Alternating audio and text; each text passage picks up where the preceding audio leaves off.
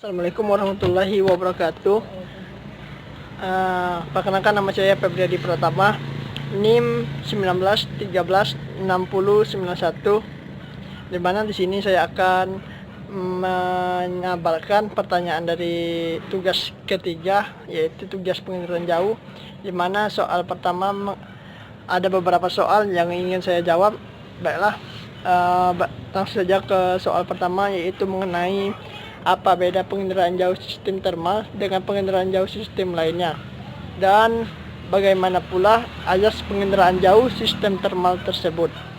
Baiklah, saya akan menjawab mengenai apa perbedaan sistem penginderaan jauh termal dan sistem penginderaan jauh lainnya. Di sini saya akan menjawab terlebih dahulu mengenai penginderaan jauh sistem termal adalah penginderaan jauh yang memanfaatkan pancaran suhu suatu benda. Semua benda memancarkan panas yang disebabkan oleh gerak acak partikelnya, di mana gerak acak ini menyebabkan gesekan antara partikel benda dan menimbulkan peningkatan suhu sehingga permukaan benda itu memancarkan panasnya.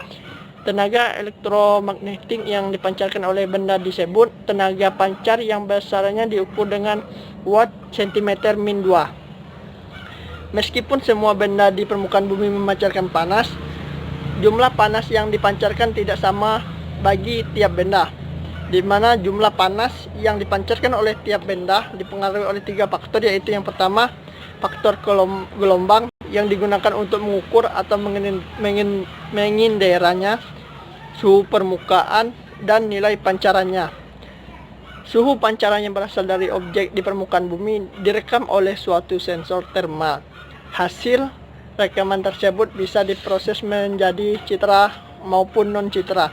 Yang dimaksud dengan citra di sini ialah citra inframerah termal yang berupa gambaran 2 dimensional atau gambaran piktorial, garis atau kurva spektral, satu angka atau serangkaian angka yang mencerminkan suhu pancaran objek yang terekam oleh sensor termal. Dengan sistem penginderaan jauh termal ini, maka perekaman data dapat dilakukan baik siang maupun pada malam harinya. Tentu saja perekaman harus dilakukan pada kondisi cuaca yang bagus atau yang memungkinkan. Keunggulan lain dari sistem penginderaan jauh tenaga termal ini adalah menghasilkan citra yang mampu merekam wujud yang tak tampak oleh mata sehingga menjadi gambaran yang cukup jelas. Misalnya kebocoran pipa gas bawah tanah, kebakaran tambang batu bara bawah tanah, perbedaan suhu air, dan lain-lain. Kelemahan citra inframerah termal terletak pada aspek geometrinya yang penyimpangannya lebih besar dari penyimpangan pada foto udara. Baiklah, itulah mungkin perbedaan mengenai sistem penginderaan jauh sistem termal dan sistem lainnya. Yaitu adapun yang selanjutnya, yaitu mengenai azas penginderaan jauh sistem termal. Azas yang pertama yaitu pancaran tenaga termal. Azas pancaran: semua benda memancarkan panas yang disebabkan oleh gerak acak partikelnya. Panas di dalam benda disebut dengan tenaga kinetik atau TKIN, sedangkan panas yang dipancarkan disebut tenaga pancaran atau tenaga radiasi atau TRAD. Tenaga pancaran suatu benda lebih kecil dibandingkan dengan tenaga kinetik. Untuk mengukur jumlah panas yang dinyatakan dengan kalori, 1 kalori yaitu jumlah panas yang diperlukan untuk menaikkan suhu sebesar 1 derajat Celcius untuk bagi 1 gram air pada suhu 0 derajat Kelvin atau min 273 derajat Celcius.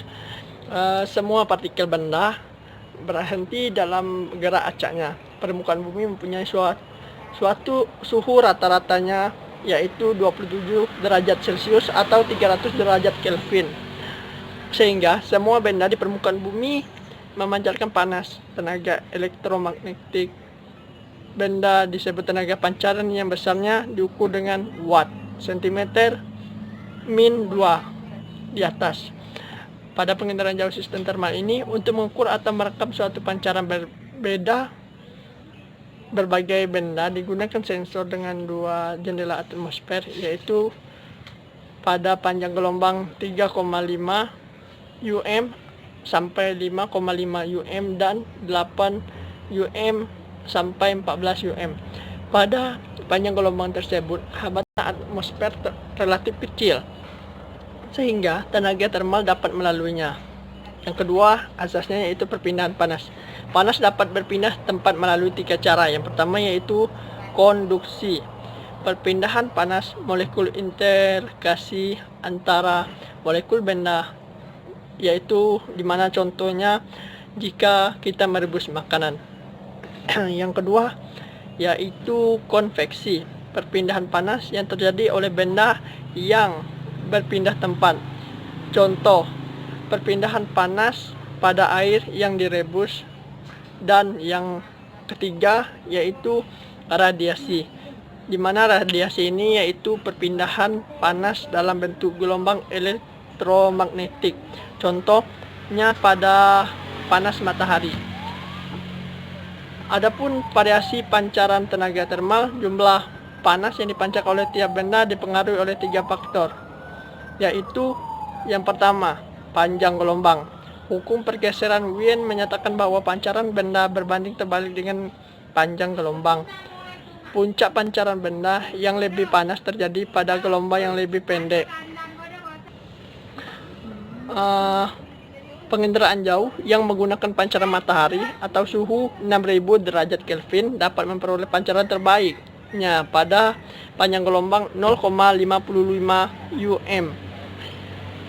Sedangkan jika menggunakan tenaga pancaran bumi atau 300 derajat Kelvin atau tenaga termal akan memperoleh pancaran terbaik pada panjang gelombang 10 UM. Selanjutnya suhu permukaan. Adapun hukum Stephen Boltzmann mengenai suhu permukaan ini yaitu W sama dengan EQT pangkat 4. Yang perlu untuk dipahami dalam melaksanakan penginderaan jauh yaitu variasi suhu hariannya. Baiklah, yang kedua pertanyaannya yaitu mengenai bagaimana sensor penginderaan jauh sistem termal dan bagaimana cara kerjanya. Baiklah, di sini saya akan memaparkan satu persatu, di mana di dalam penginderaan jauh sistem termal ini suhu pancaran yang berasal dari objek di permukaan bumi dan mencapai sensor termal direkam oleh sensor. Hasil rekamannya dapat berupa citra maupun non citra. Sehubungan dengan dua jenis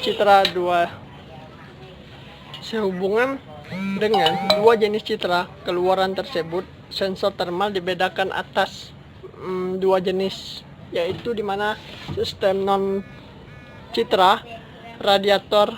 Yang pertama yaitu radiator termal. Ada dua jenis juga, dibagi dua jenis detektor. Yang pertama detektor termal untuk mengubah suhu dalam hubungannya dengan serapan tenaga yang mengenainya. Yang kedua yaitu detektor kuantum, secara luas digunakan dalam pengendaraan jauh sistem termal. Yang kedua dari sistem non citra ini yaitu spektrometer termal untuk mengindera objek pada saluran sempit. Yang selanjutnya sensor pembentukan citra. Sensor pembentukan citra inframerah termal meliputi yang pertama penyiam termal, dipergunakan dengan menggunakan pesawat udara. Yang kedua yaitu thermal imager, cocok bagi pengindera dari jarak jauh yaitu dari satelit. Yang ketiga yaitu penyiam stasioner, digunakan atau dioperasikan di dirgantaraan atau di antariksa. Contohnya yang digunakan saat ini oleh antariksa Amerika Serikat. Baiklah, itulah jawaban dari nomor 2 tadi. Selanjutnya yaitu mengenai soal ketiga, yaitu apa keunggulan dan keterbatasan pada citra termal. Adapun keunggulan citra inframerah termal ini, inframerah termal yaitu ada 3. Yang pertama yaitu perekaman tenaga termal dapat dilakukan pada siang dan malam harinya. Yang kedua yaitu dapat merekam wujud tak tampak oleh mata sehingga menjadi gambaran yang cukup jelas. Yang terakhir yaitu keluarnya dapat berupa data non-citra, citra, dan data digital.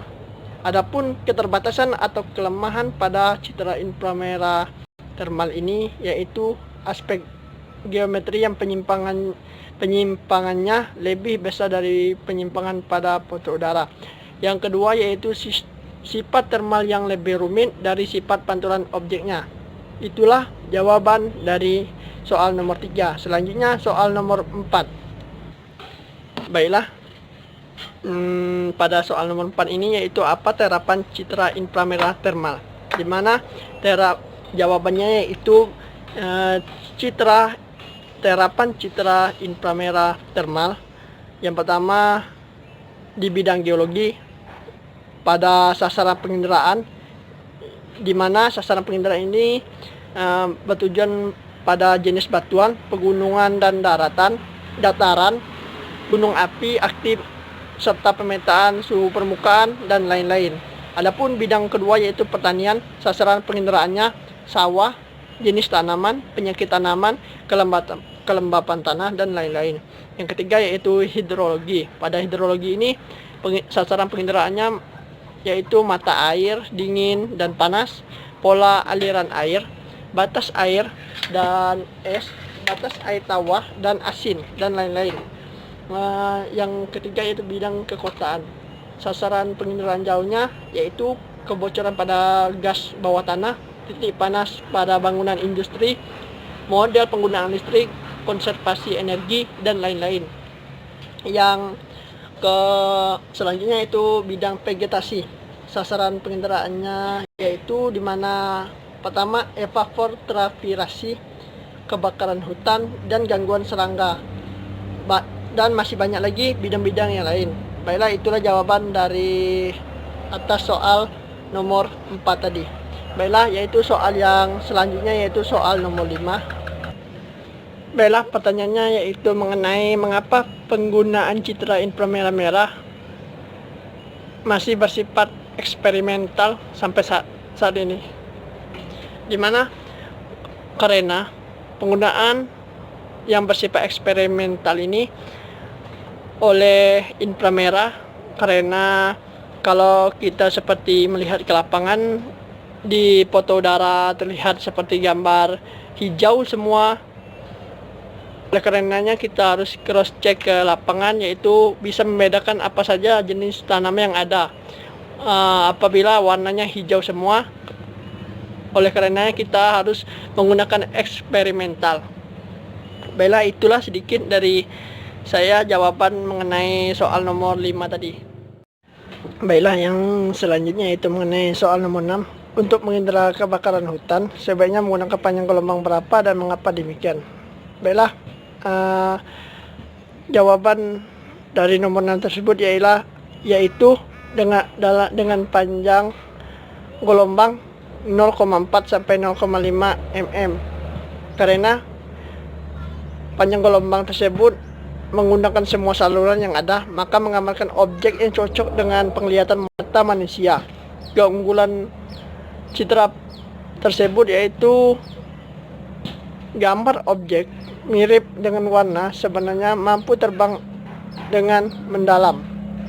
Itulah jawaban dari nomor 6. Selanjutnya yaitu mengenai soal nomor 7 yaitu apakah penginderaan jauh sistem termal tergolong sistem yang aktif atau sebaliknya? Jelaskan jawaban Anda tersebut. Bila saya akan menjawab mengenai soal nomor 7 tersebut. Penginderaan jauh sistem termal ini tergolong ke dalam sistem yang aktif menurut saya, di mana penginderaan jauh sistem termal ini bisa dilakukan baik siang maupun pada malam hari pada cuaca yang memungkinkan. Itulah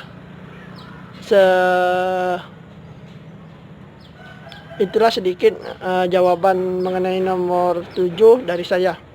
Baiklah, mungkin itulah yang dapat saya sampaikan mengenai tugas ketiga untuk menjawab beberapa soal yang diberikan, dan mungkin apabila ada kata-kata saya yang kurang berkenan tolong dimaafkan. Semoga jawaban saya bisa memuaskan para pendengar mengenai soal-soal yang telah diberikan. Saya akhiri. Wabillahi taufiq walhidayah. Wassalamualaikum warahmatullahi wabarakatuh.